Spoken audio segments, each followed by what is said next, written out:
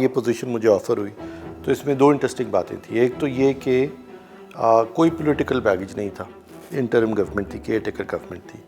دوسرا یہ کہ ایک پیریڈ ڈیفائنڈ تھا, اور ڈیفائنڈ پیریڈ یہ تھا کہ فروری میں الیکشن تھے جو اناؤنس ہو چکے تھے, تو 5 ماہ تھے میرے پاس. اگر 3 ماہ ہوتے تو بہت تھوڑے تھے, اگر اس سے زیادہ ہوتا تو پھر بہت زیادہ تھے. دوسرا یہ کہ یہ کرتے ہوئے مجھے جو سب سے پریشانی ہے وہ تو ریپوٹیشنل رسک کی ہے کہ زیادہ تر لوگ یہ سمجھتے ہیں کہ میں نے زندگی میں اچھے کام کیے ہیں, اور اب اگر میں 5 ماہ کے لیے اسلام آباد جا کے بیٹھ جاؤں. نہیں, لوگ یہ سمجھتے ہیں کہ آپ آئی ٹی جینیس ہیں. آپ کی میرے سب نہیں یہ سمجھتے, بہت سے لوگ نہیں بھی سمجھتے.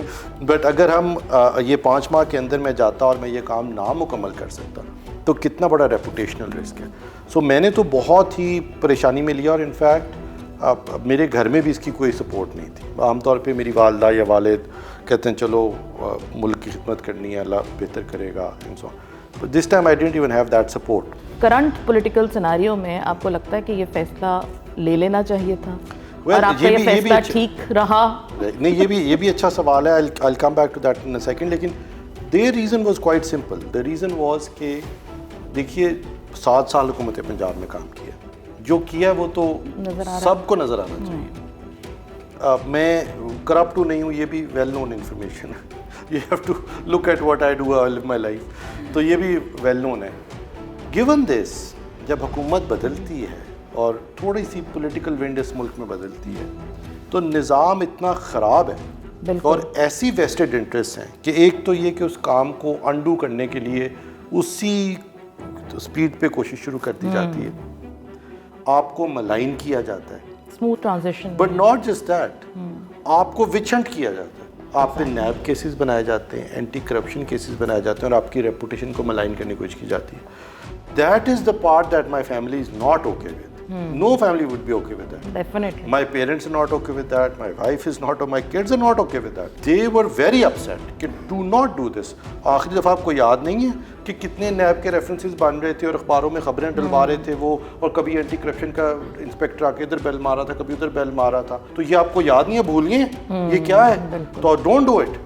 بٹ مجھے یہ لگتا ہے کہ اگر اس سے گھبرا کے اگر سب لوگ ہی چھوڑ کے چلے گئے کہ نہیں پھر ٹھیک ہے آل رائٹ نہیں کرتے, تو پھر یہی ہے کہ 20 سال سے باتیں تو سب کو معلوم ہے کہ کرنی تھی, ہوا کچھ بھی نہیں ہوا تھا. کہانیاں آپ تقریراً جتنی مرضی کر لیں, ہوا تو کچھ بھی نہیں ہوا تھا. تو اب یہ 14-15 چیزیں میں نے لکھی, مجھے لگتا تھا یہ 5 ماہ میں ہو سکتی ہیں. اس میں آئی ٹی انڈسٹری اپنے پیسے ایکسپورٹ ریونیو کے پاکستان لے کر نہیں آتی. یہ $2.6 بلین کی ایکسپورٹ 2.6 نہیں ہے, یہ 4 سے 5 بلین ہے. لیکن کیونکہ ہماری اسٹیٹ بینک کی پالیسی بڑی مشکل ہے کہ اگر پیسے آ جائیں ڈالرز تو وہ ہم واپس ڈالرز میں اسپینڈ نہیں کرتے, اور آئی ٹی کمپنیز کو باہر اسپینڈ کرنے ہیں, ان کو باہر ڈیٹا سینٹر میں اپنا سافٹ ویئر ہوسٹ کرنا ہے, انہوں نے ملازمین اس کمپنی میں کام کرنے کے لیے نہیں, تو سروسز کا کام ہے. تو یہ تو اس کے لیے تو آپ کو پاکستان کے باہر ایکسپینسز کرنے ہیں, جس میں آپ کے وہ لوگ جو اس کمپنی کے ساتھ منسلک ہیں, باہر کام کر رہے ہیں, ان کی سیلریز ڈالرز میں پے کرنی ہے. آپ نے کوئی سسٹم ہوسٹ کیا اس کی کرنی ہے, آپ نے کوئی سافٹ ویئر کے سولوشنز لیے, ان کے لائسنس ہے, ہر چیز ڈالرز میں پے ہونی ہے. تو اگر آپ سارا ریونیو پاکستان لے کر آئیں اور اس کے بعد اس کا $1 بھی اسپینڈ نہ کر پائیں تو کون پاکستان میں پیسے لے کے آئے گا؟ $300 لگتے ہیں امریکہ میں کمپنی رجسٹر کراتے ہوئے. یہ تو سروسز ہیں, نہ کوئی LC کھلنی ہے, نہ کوئی گڈز امپورٹ ایکسپورٹ ہونی ہے. وہ تو یہ 4 بچے ہیں, وہ سافٹ ویئر بنا کے امریکہ میں کمپنی رجسٹر کراتے ہیں, وہاں پیسے رکھتے ہیں اور ویسٹرن یونین سے پیسے منگوا لیتے ہیں, کبھی کبھار نہیں تو باہر ہی رکھتے ہیں. تو اصل بات تو یہ ہے کہ سب سے پہلے اس رجیم کو آسان کرنا تھا.